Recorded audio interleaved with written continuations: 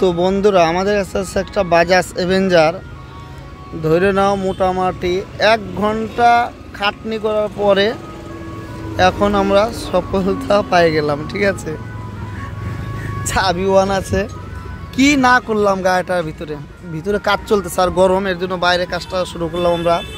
দেখো কিভাবে কাটিং ফাটিং করেছি। হ্যাঁ লাগা, এখানে এখানে ভালো হয় লাগাস। হ্যাঁ ডাইরেক্ট পেছনে নাহলে ফায়ারিং হবে কিন্তু আবার। ওকে, এই ব্যাটারি তার ডাইরেক্ট লাইন তো এটা। এই যে কি না করছে এটার কাটিং দেখো, এই যে এখান দিয়ে সব কিন্তু কাটিং হয়ে গেছে। এই যে তারের অবস্থা অনেক খারাপ ছিল। বাইকের ওনারকে বললাম অনেক চালাই নিলেন, 5-7 বছর এখন বিক্রি করে দেন, চলবে। তাহলে মাঝে মাঝে এরকম ডিস্টার্ব হতেই পারে, কোনো ব্যাপার না।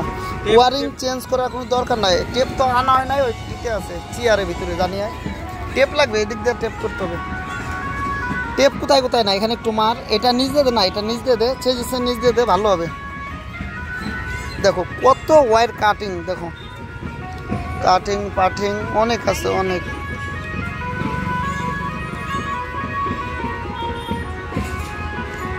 সব কিন্তু ক্লিয়ার। এবং আমাদের সেলফ সুইচটা আমাদের খোলা লাগলো।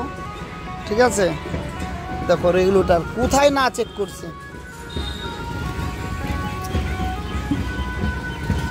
তো বন্ধুরা চ্যানেলে যদি নতুন হয়ে থাকেন চ্যানেলটাকে সাবস্ক্রাইব করবেন অবশ্যই, আর লাইক করবেন, বন্ধুদের সাথে শেয়ার করবেন। লাইক শেয়ার না হলে কি হয়, তার মনোবল কিন্তু ভেঙে যায় একদম। ঠিক আছে,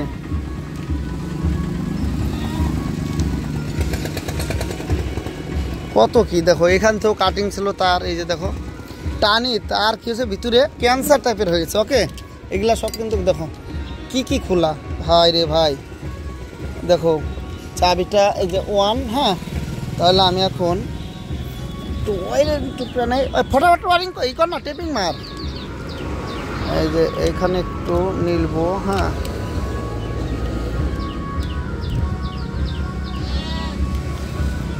এই হচ্ছে না, তার মানে এখানে সুইচ আছে একটা, হ্যান্ডেল বার সুইচ, এটাতে প্রবলেম ছিল। হ্যাঁ, এই যে দেখো অফ, এর জন্য প্রবলেমটা হয়েছিল।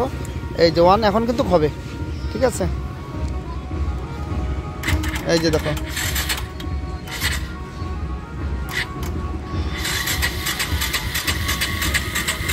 কি রে হয় না কেন, তেল শেষ। হ্যাঁ কি, ও তেল শেষ গেছে। এই যে দেখো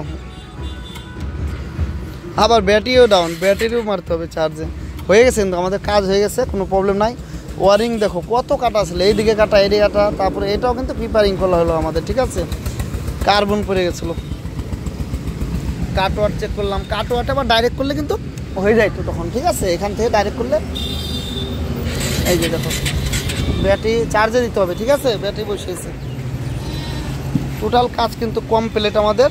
একটু এই যে দেখো এইদিকে ওয়ারিংয়ের কী হাল, একদম পুরো কাটিং ফাটিং করে দিয়েছে। এখন কিন্তু আমরা ফিটিং করবো, অবশ্যই বেশি টাইম লাগবে না। এই যে টেপিং মারতেছে এবং আমিও টেপিং মারবো, তাহলে কী হবে, তাড়াতাড়ি হয়ে যাবে। তো চ্যানেলে নতুন হয়ে থাকলে চ্যানেলটাকে সাবস্ক্রাইব করুন অবশ্যই।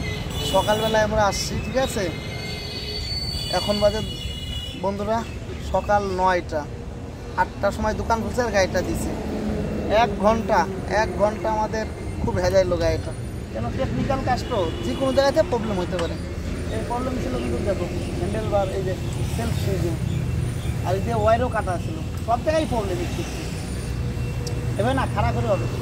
হ্যাঁ হ্যাঁ, এভাবে খালি যেখানে কি আছে ঘাট, এখানে লাগবে।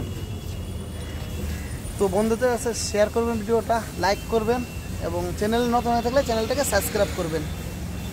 এই চ্যানেলে অনেক ভিডিও পাওয়া যাবে, অনেক, মোটামুটি ধরেন 5000 ভিডিও আছে এই চ্যানেলে। তো আমরা এখন কিন্তু ফিট করে দিচ্ছি, আমাদের কিন্তু সেলফের কাজ একদম ক্লিয়ার। এই যে দেখো সেলফ নিতে চাই, দেখো এই যে বসে যায়, কেন ব্যাটারি আমাদের বসে গেছে, ব্যাটারিটা চার্জ দিতে হবে। এই যে সেলফ মারলেই বসে যায়, দেখলা, ব্যাটারি চার্জ দিলে হয়ে যাবে।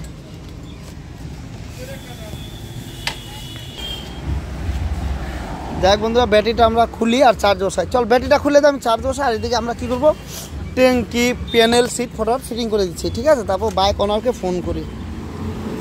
এখন অনেক দিনে বললো মিঠুন ভাই এটা চার্জ কত নেবে 1 ঘন্টা, এটা বলার সবসময় আমরা কাজ করি কমিয়ে নেবো। এমনি বাইরের পার্টি হলে তো 250-300 টাকা নিয়ে নিতাম, ওয়ারিংয়ের কাজ তো কম সম করে নিতে হবে, যেরকম খাটনি হবে ওইভাবেই টাকা নিতে হবে।